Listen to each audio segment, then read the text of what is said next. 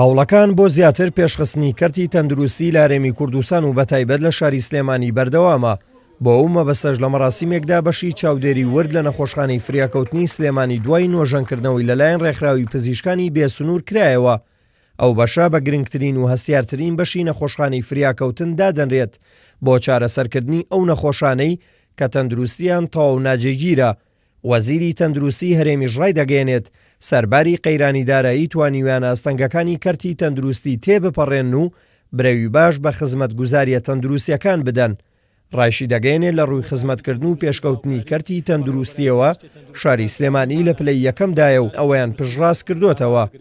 سەرڕای ئەوەی کە قەیرانی داراییە، سەرڕای ئەوەی کە ملیۆنێک و 700,000 ئاوارەمان بۆ هاتووە، ڕۆژانەش خۆتان نزانن لە مووسڵەوە ئاوارەی تازەیەت بۆمان، بەڵام توانیمانە خزمەتگوزاری تەندروستی لە ئاستێکا ڕابگرین کە حاڵەتە کتوپڕەکان عیلاجکەین، حاڵەتەکانی تر چارەسەرکەین و ڕۆژ بە ڕۆژۆک خۆتان نەبینن لە ناوچە جاجەکانی هەرێمی کوردستان و پارێزگای سلێمانیە شوێنی تازە دەکرێتەوە. پارێزگای سلێمانی لە ساڵی 2002 ساڵانە هەموو ئەو داتایانەی کە وەزارەتی پلاندانانی عێراقی ئەعلانیەکە لە مردنی مناڵی خوار 5 ساڵ، لە مردنی مناڵی خوار 1 ساڵ، لە مردنی دایکی دووجان، لە معدەلی تەمەن، لە هەموو ئەمانەیە لەسەر مستەوای معیشەت پارێزگای سلێمانی یەکەمە.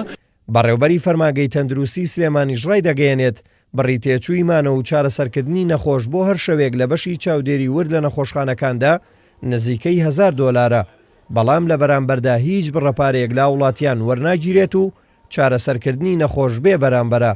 ئێمە ئێستا ساحەبی 54 بێدی عیناین، بەم عینایی کە لە تەواوی کراوەتەوە، بەو عینایی کە لە شار و بەو عینایی کە لە تعلیمی هەیە، ئێستا 54 بێت لە خزمەتی هاوڵاتیانی شاری سلێمانیە.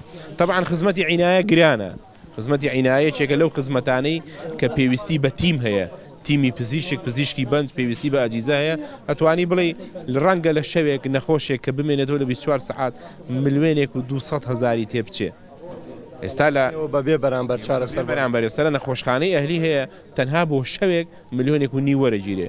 ئێمە 50 قەرەوەڵە لە خزمەتی ئەو خەڵکەیە و ئەو مەسرفە لەسەر ئەرچی حکومەتە. وەسپاس بۆخوا ڕێژەی مردن و زیینبوونەوە لە لای ئێمە لە ئاستێکی جیهانیدایە. بۆ نمونەگە بە نمونەوەرگین لە شارێکی گرنگی وەکو نیویۆرک کە تا پێشکەوتوترین چاودێری وردی تێدایە، ڕێژەی مردن لە 83 نەجاتێ بێواتە لە 170 ئەمرێ.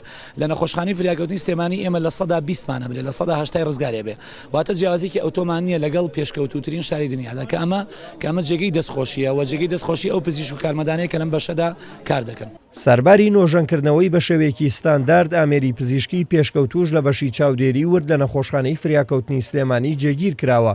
بەڕێوەبەری ئۆفیسی ڕێکخراوی پزیشکانی بێسنووریش لە عێراق و هەرێمی کوردستان ڕای دەگەێنێت لە ڕووی تەندروستیەوە هەماهەنگی هەرێمی کوردستان دەکەن و کەرتی تەندروستی کوردستانیش بە پێشکەوتوو دادەنێت.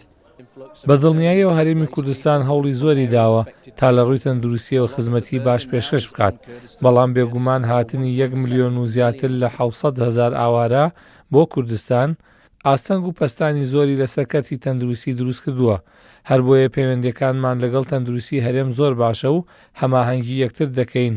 بەڕاستی تەندروستی لە ئاستێکی باشدایە و بەردەوامیش دەبین لە هاوکارەکانمان بۆ کوردستان. لە نەخۆشخانەکانی فریاکەوتن و نەخۆشخانەی شار و نەخۆشخانەی فێرکاریدا 54 قەرەوێڵی چاودێری ورد بۆ نەخۆش هەیە. ئەو ڕێژەیەش لە شاری سلێمانی بە بەراورد بە شارەکانی تری هەرێم 2 بەرامبەرە. هاوکات لە بەشی چاودێری ورد لە نەخۆشخانەی فریاکەوتن تیمێکی پزیشکانی بێسنوور جێگیر کراوە کە تا کۆتایی ساڵی 2017 لە ڕووی چارەسەرکردنی نەخۆشەوە هەمانگی پزیشکان و کارمەندانی نەخۆشخانەکە دەکەن و لە ڕووی ڕایەنان و فێرکردنیشیانەوە خولی تایبەت بۆ کارمەندانی نەخۆشخانەکە دەکەنەوە. دلێر کەمال کورساد نیوس سلێمانی.